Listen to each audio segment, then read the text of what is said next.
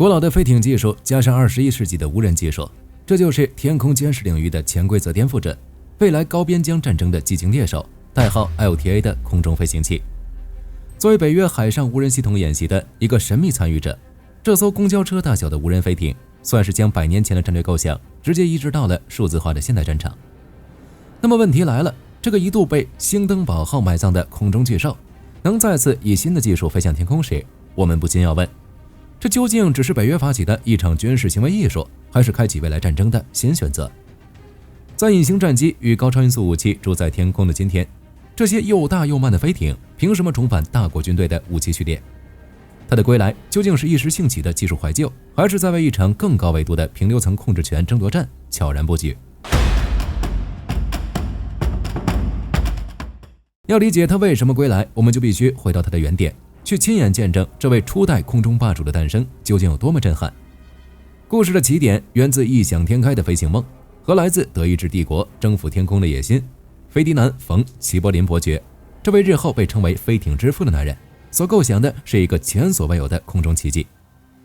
它不是像热气球那般简陋，而是一具由成千上万根轻质金银横架精密铆接而成的庞大骨架，再用浸透了特殊涂料的织物蒙皮包裹着数十个独立的巨大气囊。最后驱动这头巨兽的动力来源则是来自迈巴赫公司的引擎。这就是在当时重新定义了飞行这一概念的硬式飞艇，一个集当时德国顶尖机械、材料与化学工业于一身的齐柏林飞艇。在那个飞机还只是飞行员跨坐在引擎上，用木头和帆布构成的脆弱玩具的年代，齐柏林飞艇就是一个无法被挑战的空中巨无霸，是德国空中力量的象征。而第一次世界大战的战火则让这位空中王者第一次展露出他的威力，他正是战略轰炸这一作战概念的鼻祖。想象一下那个场景，空袭警报划破伦敦的夜空，随之而来的却不是引擎的轰鸣，而是一片死寂。然后在云层的缝隙中，一个巨大的雪茄状的轮廓在探照灯的光柱中若隐若现，它就像一头来自深空的巨兽，悄无声息地在你头顶落下炸药和机枪子弹。这种前所未有的心理威慑第一次彻底打破了前方战线与后方城市的模糊边界，也是自齐柏林飞艇开始，人们才意识到什么是空中霸权带来的威胁。但除了作为空中火力和战场威慑外，侦察也是飞艇无可替代的优势，尤其是在一望无际的大海上，它更是一个舰队指挥官梦寐以求的天空之眼。在那个没有雷达的时代，一支舰队的视野被地球的曲率死死地限制在地平线之内。而在决定德英海军命运的日德兰海战中，齐柏林飞艇第一次为德国公海舰队打开了上帝视角。它漂浮在高空，将海平线下英军主力舰队的规模、阵型与航向尽收眼底，并将这些决定性的情报传回给己方指挥官。这彻底颠覆了之前延续数百年的海战规则。可以说，在一战的舞台上，齐柏林飞艇凭借其跨时代的航程与制空能力，一手缔造了非对称的战略威慑，一手掌握了战场的情报主动权，它就是空中霸主的初代目。齐柏林的辉煌似乎在一夜之间达到了顶点，又在一瞬间被烈火吞噬。1937年，兴登堡号空难的悲剧画面通过新闻影像传遍了全球，它成了一个时代终结的视觉图腾，在公众心中给飞艇这种工具判了死刑。但这真的是历史的全部真相吗？事实上，压垮一个技术时代的从来不是一次偶然的事故，而是更强大对手的无情碾压。就在兴登堡号坠落的同时，固定翼飞机的技术正在以爆炸性的速度发展，它们更快、更灵活、更高效。在即将到来的第二次世界大战中，战斗机和轰炸机将统治天空。在这些灵巧的飞行器面前，飞艇那巨大而缓慢的身躯无异于一个完美的活靶子，它的衰落看似是一种必然。然而，就在我们以为它已经彻底退出历史舞台时，一个被主流战士常常忽略的功臣，却在大西洋上空悄然书写着属于自己的传奇。这就是美国海军大量装备的 K 级软式飞艇。他们的任务看似单调乏味，日复一日地为横渡大西洋的运输船队护航，利用其超长的制空时间和低空悬停能力，在大洋上空搜寻着德国最致命的水下杀手 U 型潜艇。而他们的战绩堪称奇迹，在 K 级飞艇护航的近89000只盟军船只中，只有一艘被 U 型潜艇成功击沉，89000分之1。而这个惊人的数字以一种无可辩驳的方式证明了飞艇从未真正离开天空，它只是在特定的作战领域展现着自己无可替代的价值。这段被遗忘的历史也留下了一个启示：飞艇的价值从来不在于空中的格斗，而在于时间的持续。当战争的形态从追求决定性的一击转向追求不间断的控制时，这位被遗忘的空中巨兽就等到了自己归来的最佳时机。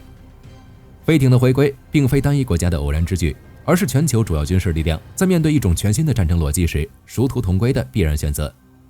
这个新逻辑的核心就是如何在高透明度、高对抗性的现代战场上取得成本可控的持久优势。而要理解这一点，我们必须先剖析不同国家对现代飞艇的应用侧重有何根本不同。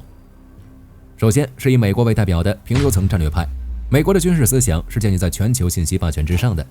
其关注的焦点是如何在太空卫星和传统大气层内飞行器之间构建一个无缝衔接的监视层。因此，美军的重点项目如空军的 HAA 高空飞艇和国防部高级研究计划局主导的一系列平流层浮空器项目，其核心特征都指向了极高的高度与极长的续航。他们追求的是在2万米以上的平流层利用太阳能实现长达数月甚至1年的驻空，扮演大气层内卫星的角色。其核心任务是为弹道导弹防御提供早期预警，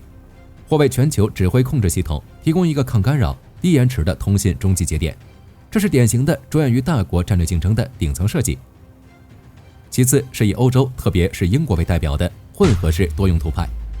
欧洲国家的需求则更为务实和多样化，他们既要满足军事上的远程监视和战略运输需求，又要兼顾其在商业和人道主义救援领域的巨大潜力。这催生了以英国天空登陆者10号为代表的混合式飞艇，它源自美国陆军的 LEMV 计划，但在设计上就兼顾了军民2种用途。其技术核心在于通过气动外形在飞行中产生部分升力，从而提升了载重效率和操控性。它的军事定位是一个可重复使用的多任务平台，既可以搭载侦察设备执行长达数周的边境或海上巡逻，也可以作为一个重型运输工具，将人员和装备直接运送到没有跑道的减落场地。这是着眼于应对区域冲突和非传统安全威胁的多功能解决方案。而以北约为代表的最新发展趋势，则是小型化、无人化、网络化的战术节点派。这正是我们在开头看到的那艘公交车大小的无人飞艇所代表的方向。它不再追求高或大，而是追求多与廉价。这种设计的背后是对俄乌战争经验的深刻总结。在俄乌战场上，双方都面临着昂贵的侦察无人机被廉价防空火力大量消耗的困境。而北约的这种小型无人飞艇恰恰提供了一种成本效益极高的解决方案。它可以用极低的成本在战线上空构建起一个由无数低价值空中传感器组成的分布式监视网络。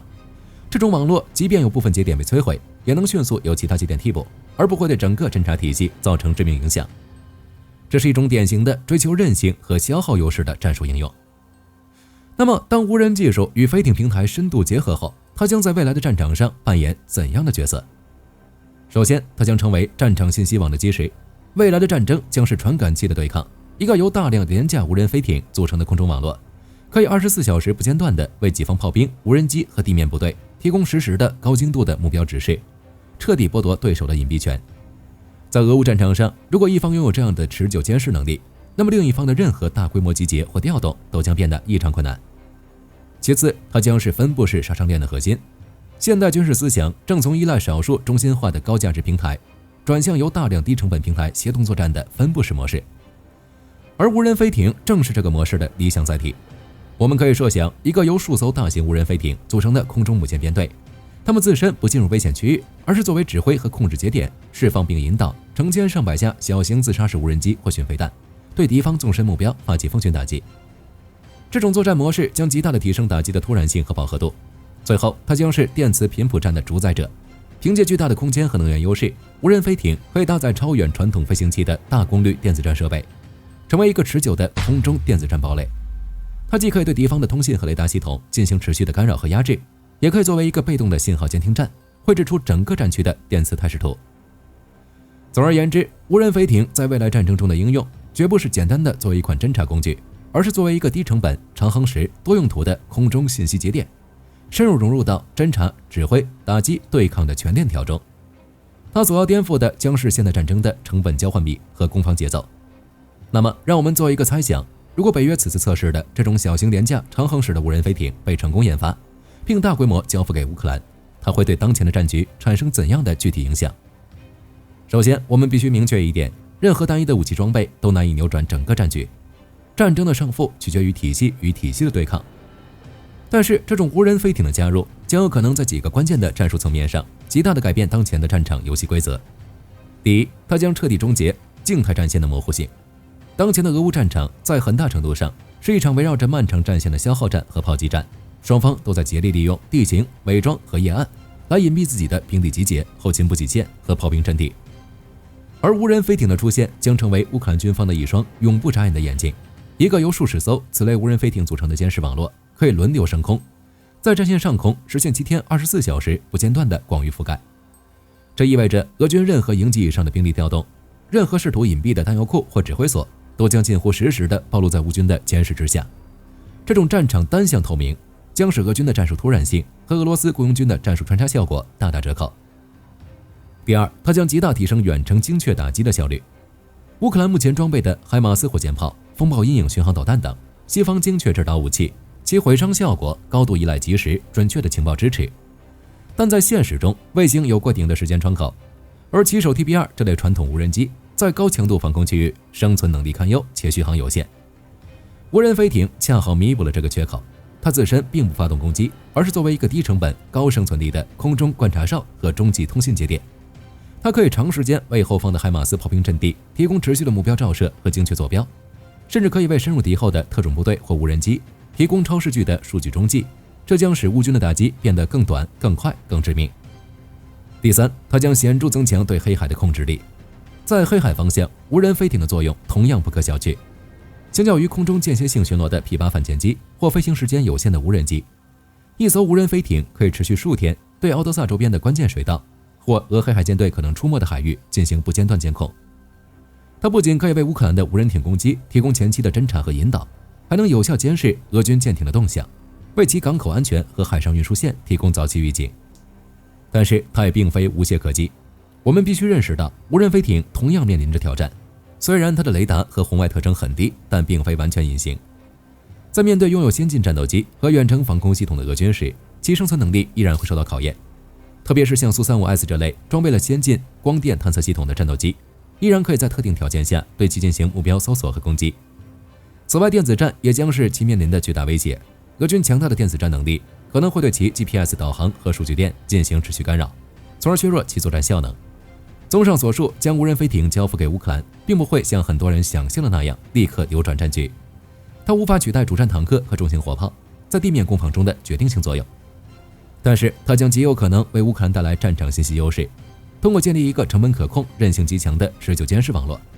在情报层面彻底改变攻防双方的力量天平，从而让战局的走向朝着对乌克兰更有利的方向缓慢而坚定的发展。好了，盘点完了飞艇的历史、技术、战术与未来，让我们回到最初的问题：这场由北约开启的无人飞艇实验究竟意味着什么？它意味着如何以更低的成本实现更持久的监视，并以此为基础实现先敌发现、先敌摧毁，并成为战场胜负的关键。好了，关于现代飞艇归来的故事，今天就和大家聊到这里。如果你喜欢本期视频，别忘了点赞关注，也欢迎在评论区分享你的看法。你认为无人飞艇这种设计会成为未来战场的主流吗？或者在你心中，未来的空天战争应该是什么样子？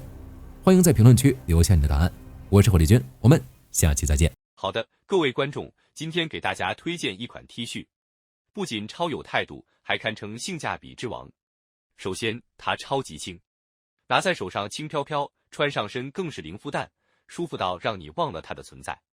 其次，面料具透气，就像会呼吸一样，就算在外面跑一天，也能保持干爽，彻底告别黏腻感。最关键的是，价格真的让我惊掉下巴，